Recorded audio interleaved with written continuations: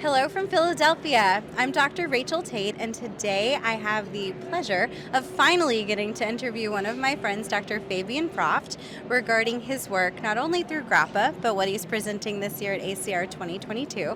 Fabian, thank you so much for doing this with us today. It's been a long time coming for us, hasn't it? Thanks for having me. It's a real pleasure, and I think it's great that we finally make it. Absolutely, not just Twitter anymore, right? Absolutely. We're friends in real life. So you really presented a great abstract this morning, which was 0383. I'm hoping you can tell me a little bit about neural networks. Yes, absolutely. And I think the main important highlight that I want to give is we know that we have artificial intelligence, we have it in our daily life, if we are using Google Maps, if you're driving in our car.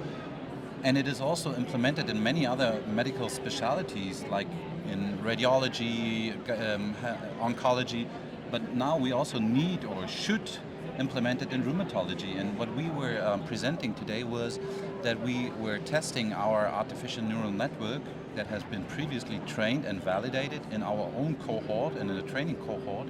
And now we collaborated with a pharmaceutical company, UCB, and we externally checked our algorithm with the Rapid XBAR study data, and which is also particularly important that in Rapid XBAR, patient with radiographic XBAR, but also with non-radiographic XBAR were included, and the images based on which they were then allocated to one or the other arm of the study were read by central readers, three different external experts, and all of them have not been previously involved in the training of our algorithm. So we externally checked how is it participating or working with external experts, and also how can it differentiate between radiographic and non-radiographic XBAR in a cohort from multi-center, multinational patients. Wow. It's amazing. So do you think this is the future? Based on our data, I think it can be the future because we have a really excellent agreement with the three external experts. And when we are all thinking about how it is currently done in multi-center studies, you are making the X-ray at your center, then you send it to a vendor, maybe sitting in San Francisco, Right. then he or she is sending it back to another expert center around the globe.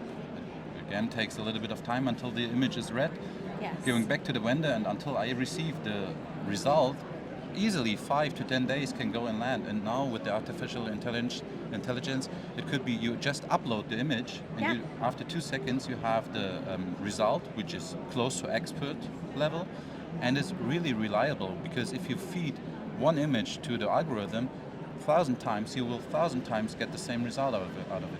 So I think that's really interesting, and you bring up something that's really important too. There was, you have data on both non-radiographic and radiographic XBAR. I know there's a lot of discussion regarding these two disease states. Are they one? Are they different?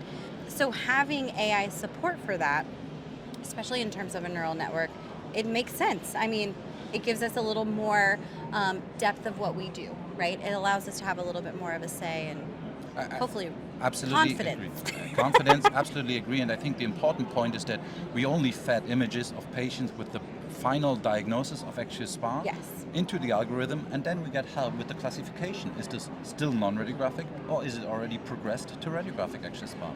So do you see this being implemented anytime soon? Or I know there are clearly hurdles, right? Tech always has hurdles, but it's interesting. Honestly speaking, the collaboration with the pharmaceutical company UCB was so fruitful, and I think really in upcoming multi-center, multinational RCTs involving both non-radiographic and radiographic XBAR, I think it should be implemented. That is awesome. I always love it when you can give me a real definitive. Like that's what I get from you on Twitter. I expect nothing less in life. So your work with Grappa, very, very, very quickly, I just want to highlight that because it's something that I really respect you for and something you're very passionate about.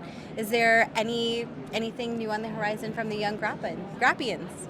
Thank you so much. Yeah, I mean, this is really important because I currently have the honor to lead the Young Grappa initiative, and it's so great to have all the enthusiastic people from around the globe collaborating. And which is so important about Grappa is that we are having dermatologists and rheumatologists, and so we really have interdisciplinary collaborations going on. But what we are missing a little bit is a high representation of dermatologists in our young grapper community. So Really? I think this is a close call out to the community. If you have a dermatologist that is interested in psoriatic disease, come and join Young Grapper. We're looking for more derms. We need the collaboration anyway. So Absolutely. Collaboration is key. it is. It absolutely is. Thank you so much for being here. Thank you for sharing your passion, your dedication, your art with me, as well as the science, of course. And as always, follow me on Twitter @UpToTate and follow Dr. Proft at At Dr. Proft.